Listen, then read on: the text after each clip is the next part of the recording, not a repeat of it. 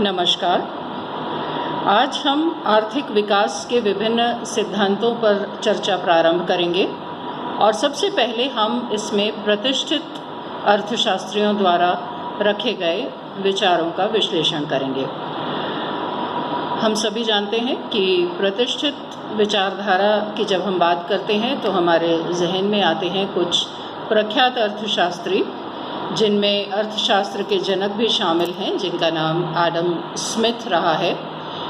और उन्होंने सबसे पहले इस अर्थशास्त्र को दूसरे एकेडमिक्स के जो दूसरी ब्रांचेस हैं उनसे बिल्कुल अलग करके और अर्थशास्त्र को एक बिल्कुल अलग रूप में सामने रखा। इसलिए उनका योगदान उनका जो योगदान है अर्थशास्त्र में, उसको आप किसी भी तरह से कम नहीं आंक सकते। हालांकि आज हम ये कह सकते हैं कि बहुत ही सरलीकृत विश्लेषण है, लेकिन फिर भी जब हम मॉडल्स की बात करते हैं तो हम शुरुआत एडम स्मिथ के विश्लेषण से ही करते हैं। प्रतिष्ठित अर्थशास्त्रियों द्वारा विकसित व्याख्या अर्थव्यवस्था का बहुत सरल मॉडल प्रस्तुत करती है। यह विचारों की एक क्रमबद्ध स्कीम एवं ऐसी नीतियों को सामने रखने का प्रयास करती है जिनकी वास्तविक रूप से होने की आशा हो। ऐसे एक सरलीकृत मॉडल के व्यवहार को ध्यान में रखते हुए तथा जटिलताओं का त्याग करते हुए प्रतिष्ठित अर्थशास्त्रियों ने अर्थव्यवस्था में कार्य करने वाली गतियों की कार्यप्रणाली का विवेचन किया है। उनका मुख्य लक्ष्य नीति निर्धारण और नीति निर्धारण के लिए ऐसे निर्णयों को परिभाषित करना जिनसे राष्ट्रों की संपत्ति में वृद्धि हो सके। The wealth of Nations, the nature and causes of wealth of Nations, जो कि उनकी पुस्तक का नाम है, वह सब इसी पर आधारित है कि किस तरीके से राष्ट्रों की संपत्ति में वृद्धि हो। और तदुपरांत, क्योंकि संपत्ति जो है उसी को हमने विकास का द्योतक माना है, इसलिए इस वृद्धि में, इस संपत्ति में वृद्धि को ही उन्होंने खास रूप से अंडरलाइन किया है कि किस तरीके से संपत्ति में वृद्धि हो सकती है। वस्तुतः प्रतिष्ठित अर्थशास्त्र शब्द का प्रयोग सबसे पहले कार्ल मार्क्स ने आर्थिक सिद्धांतों के ऐसे समूह को प्रतिपादित करते हुए किया जिनका विकास 18वीं शताब्दी के उत्तरार्ध में औद्योगिक पूंजीवाद की प्रावैगिकी को समझते हेतु किया गया था। तो जब हम एक उन्नत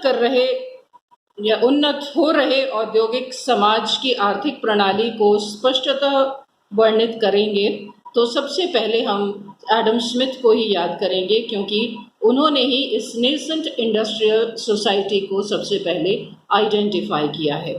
प्रकृतिवादियों के द्वारा वर्णित विश्लेषण को आधार मानकर उन्होंने प्रक्रिया की समूची तस्वीर हमारे सामने रखी है। स्मिथ के व्यापक विचारों को क्रमबद्ध एवं विकसित करने का सैद्धांतिक ढांचा प्रदान करने का कार्य डेविड रिकार्डो ने किया था। तो स्मिथ के बाद हम डेविड रिकार्डो के विवेचन के बारे में भी अध्ययन करेंगे। उन्होंने पूंजीवादी अर्थव्यवस्था की बनावट, एक समाज के विभिन्न वर्गों के मध्य के संबंध और आर्थिक प्रणाली की प्रावैगिकी की व्याख्या की है। उनकी सम्मति में राजनैतिक अर्थव्यवस्था राष्ट्रों की संपत्ति की प्रकृति एवं कारणों का अध्ययन नहीं, बल्कि ऐसे नियमों की जानकारी थी जो समाज के विभिन्न वर्गों के मध्य कुल उत्पाद के विभाजन को निर्धारित करती थी। यानी प्रोडक्शन तो हुआ, लेकिन उसका डिस्ट्रीब्यूशन किस तरीके से होगा आपस में, उसके बारे में यह चर्चा की गई थी। तो जब हम स्मिथ की बात करते हैं तो थ्योरी ऑफ एडम स्मिथ को जब हम पढ़ना शुरू करते हैं तो हम देखते हैं कि उन्होंने कुछ खास बिंदुओं पर अपना विचार केंद्रित किया था। उन्होंने एक स्पष्ट सिद्धांत आर्थिक विकास का नहीं दिया, लेकिन जितने उन्होंने उस अपने इकोनॉमिक्स को समझाने के लिए जो अंडरलाइन प्रिंसिपल्स दिए, उसमें कहीं ना कहीं ये शामिल था कि आर्थिक वृद्धि और आर्थिक विकास कैसे होगा। तो उन्होंने सबसे पहले बात की उत्पादन फलन की।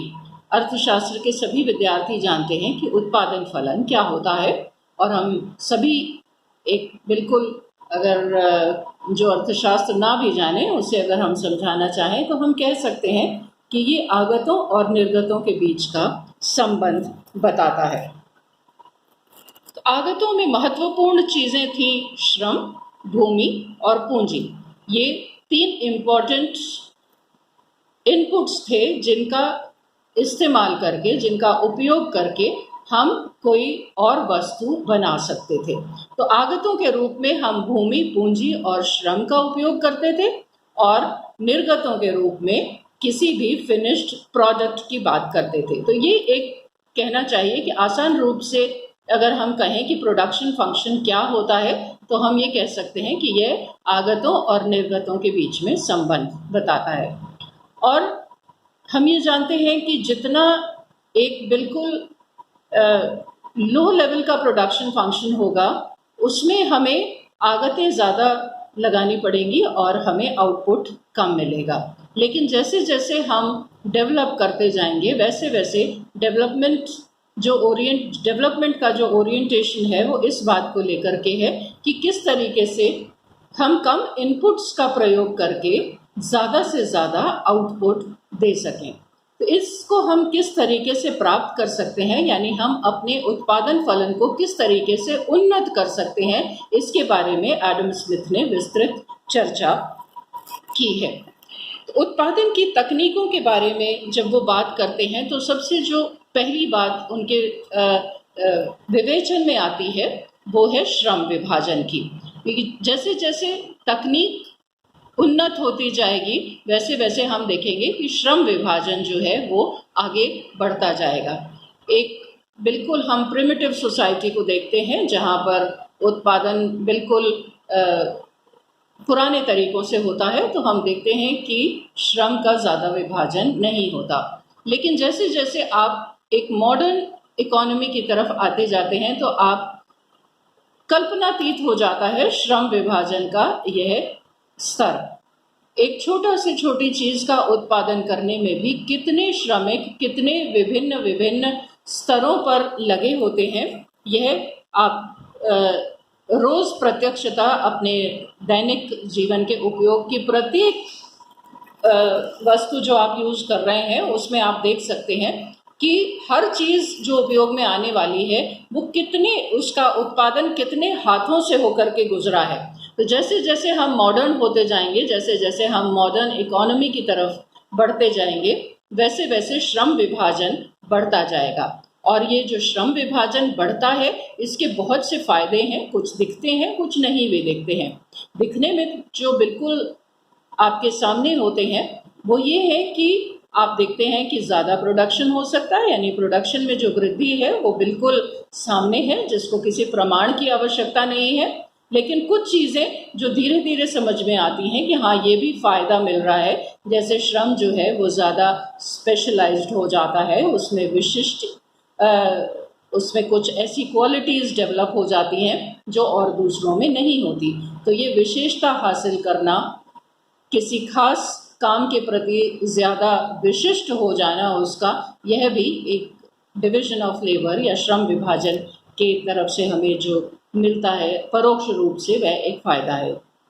तो उत्पादन की वृद्धि के साथ साथ हम कह सकते हैं कि इसमें मानवीय विकास भी होता है, ह्यूमन डेवलपमेंट भी इसके साथ साथ शामिल हो जाता है। दूसरी बात जो उन्होंने की प्रोडक्शन फंक्शन और डिवीजन ऑफ लेबर के बाद, फिर वो कहते हैं कि प्रोसेस ऑफ कैपिटल फॉर्मेशन क्या होगा, यानी किस प्रक्रिया से हमारे यहाँ पूंजी निर्माण होगा। पूंजी निर्माण यानी पूंजीगत सामानों में वृद्धि। पूंजीगत सामान यानी मशीनें, उपकरण इत्यादि, वह वस्तु जो कि आगे उत्पादन में हमें मदद करे। अब हम सब जानते हैं कि वस्तुएं कुछ तो ऐसी होती हैं जो हम तुरंत उत्पादन होते ही, जिसका उत्पादन होते ही हम उपयोग में ले आते हैं, वो उपभोग की वस्तुएं होती हैं। और कुछ वस्तुएं होती हैं जिनको हम आगे प्रयुक्त करते हैं, आगे और उत्पादन करने में, उन्हें हम पूंजीगत वस्तुएं कहते हैं। स्मिथ कहते हैं कि अगर उन्नति करनी है, अगर प्रगति करनी है, आर्थिक विकास की तरफ हमें जाना है, तो पूंजीगत वस्तुओं के निर्माण में हमें तेजी लानी होगी और पूंजी संचय करना होगा, क्योंकि पूंजी संचय जो है वो उनके हिसाब से चाबी है आर्थिक विकास की। पूंजी संचय के बिना, पूंजी स्टॉक में जब तक वृद्धि नहीं होगी तब तक आर्थिक विकास नहीं होगा।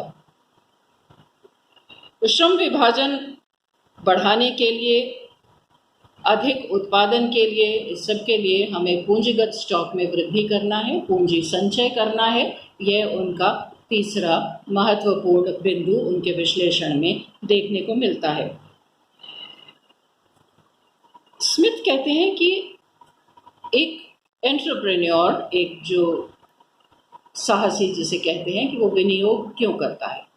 विनियोग या इन्वेस्टमेंट डायरेक्टली लिंक्ड होता है प्रॉफिट से, यानी कि हम लाभ कमाना चाहते हैं इसलिए इन्वेस्ट करते हैं।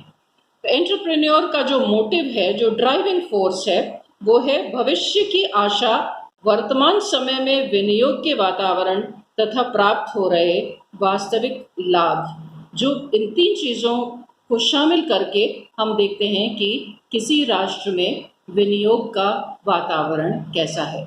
जितना ज़्यादा आज कोई जो एंटरप्रेन्योर है वो ये प्रत्याशा कर सकेगा कि मैं आज अगर इन्वेस्ट कर रहा हूँ तो उस निवेश से मुझे भविष्य में लाभ मिलेगा, तो वो इन्वेस्ट करेगा, वरना नहीं करेगा। तो यह ज़रूरी है कि जो निवेश करता है, जो एंटरप्रेन्योर है, उसके लिए एक ऐसा वातावरण तैयार किया जाए जिससे कि भविष्य में उसको लाभ की प्रत्याशा हो सके।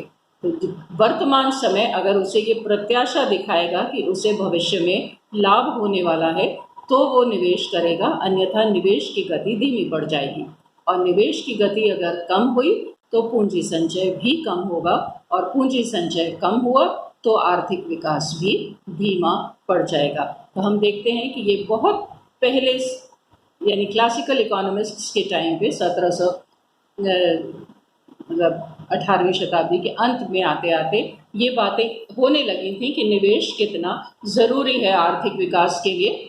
और आज भी हम इन चीज़ों को दरकिनार नहीं कर सकते, यानी इनका महत्व आज भी उतना ही बना हुआ है जितना एडम स्मिथ के टाइम पर हुआ था। इन चीज़ों को बताने के बाद में वो बताते हैं कि विकास का क्रम क्या होगा, सीक्वेंस ऑफ डेवलपमेंट क्या होगा। तो स्मिथ के अनुसार विकास के प्राकृतिक रूप में पहले कृषि, फिर उद्योग और अंत में वाणिज्य का विकास होता है। स्मिथ ने स्पष्ट किया कि आर्थिक प्रगति के वाहक कृषक, उत्पादक और व्यवसायी हैं। स्वतंत्र उपक्रम अर्थव्यवस्था जो है, स्वतंत्र उपक्रम अर्थव्यवस्था जो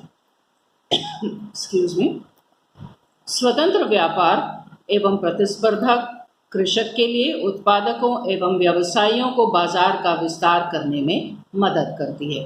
यानी कि अगर हम विकसित होना चाहते हैं, अगर हम चाहते हैं कि अर्थव्यवस्था विकसित हो, तो हमें कुछ लिबरलाइजेशन अपनी अर्थव्यवस्था में शामिल करना पड़ेगा। वो बहुत एक जिसको उन्होंने जिन्होंने अपना टर्म जो उन्होंने कॉइन किया, वो फ्री ट्रेड पॉलिसी और फ्री इकोनॉमी की बात उन्होंने की थी।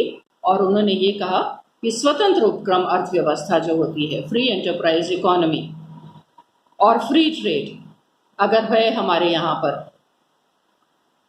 फ्री ट्रेड है, फ्री एंटरप्राइज है, कंपटीशन है, तो अगर ऐसी स्थिति है तो किसान, इंडस्ट्रियल प्रोड्यूसर और व्यवसायी, ये तीनों मिलकर बाजार का विस्तार कर सकते हैं। अगर प्रतिबंध होते हैं तो इनका विस्तार करने में मदद नहीं मिलती। तो विस्तार के लिए आवश्यक है कि ये सब अर्थव्यवस्था में मौजूद होने चाहिए, यानी अर्थव्यवस्था स्वतंत्र होनी चाहिए।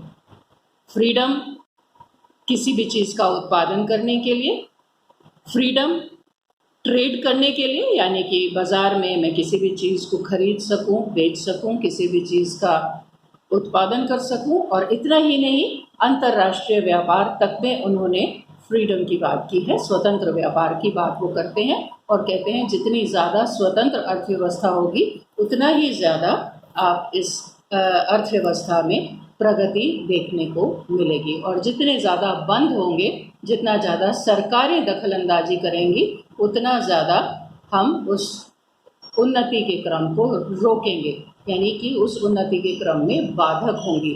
तो जहाँ तक हो सके सरकारों को अर्थव्यवस्थाओं को स्वतंत्र छोड़ देना चाहिए। जो गवर्नमेंट पॉलिसी है वो लेस इज फेयर की पॉलिसी होनी चाहिए, यानी उसमें प्रतिबंधों का कोई जगह एडम स्मिथ के हिसाब से नहीं होता। जो बहुत महत्वपूर्ण बात स्मिथ अपने विकास की बात को करते हुए कहते हैं, वो ये कहते हैं कि विकास की प्रक्रिया संचयी होती है, क्यूमुलेटिव, यानी एक फैक्टर जो है वो दूसरे फैक्टर को मोटिवेट करता है। यानी जब विकास का क्रम शुरू होता है तो एक क्रम से दूसरा क्रम जुड़ता जाता है, कड़ी से कड़ी जुड़ती है, और इस तरीके से विकास जो है वो सतत रूप से अपने आगे से आगे बढ़ता जाता है। संचयी प्रक्रिया है। इस संचयी प्रक्रिया में रोक का काम अगर कोई करता है तो वो सरकारी नीति है। अगर सरकारी नीतियां अर्थव्यवस्था में दखल ना दें तो अर्थव्यवस्थाएं अपने सर्वोच्च शिखर को प्राप्त कर लेंगी। तो उनके हिसाब से, स्मिथ के हिसाब से, जो सबसे महत्वपूर्ण बात है वो ये है कि हम जहाँ तक हो सके इस विकास के क्रम को सरकारी दखल से मुक्त रखें। लेकिन इसके साथ साथ वो ये भी कहते हैं कि यह एक अनंत क्रम नहीं है, इसमें अल्टीमेटली एक रोक लग जाती है, यानी एक स्थैतिक अवस्था, एक स्टेशनरी स्टेज अल्टीमेटली आ जाती है। और वो स्टेशनरी स्टेज जो है तब आती है जब फुल एम्प्लॉयमेंट या पूर्ण रोजगार आ जाता है।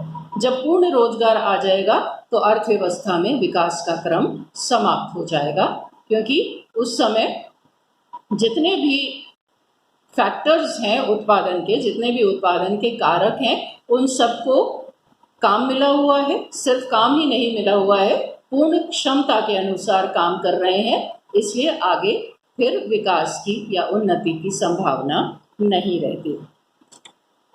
तो इस तरीके से वो बताते हैं कि जब पूर्ण रोजगार उपलब्ध हो जाएगा, सभी संसाधन पूर्ण रोजगार की अवस्था में आ जाएंगे, तो अर्थव्यवस्था में विकास का क्रम जो है वो खत्म हो जाएगा। तो ये उनकी एक सरलीकृत अर्थव्यवस्था थी, जिसमें उन्होंने कुछ ऐसी बातें बताई जो कि कई मायनों में हम कह सकते हैं कि आज भी हैं, साकार हैं, हम आज भी उसको महसूस कर सकते हैं। लेकिन हाँ, यह एक बहुत सरलीकृत अर्थव्यवस्था है। आज की अर्थव्यवस्थाएं इतनी सरल नहीं हैं, जटिल हो चुकी हैं, इसलिए जितनी आसानी से वो उन्होंने अपने सिद्धांत रखे हैं, आज उसमें काफ़ी फेरबदल की आवश्यकता हो चुकी है। और हम जैसे जैसे आगे के मॉडल्स पढ़ते जाएंगे, हम देखेंगे कि किस तरीके से ये आगे आने वाले समय में इन विभिन्न सिद्धांतों में परिवर्तन आए।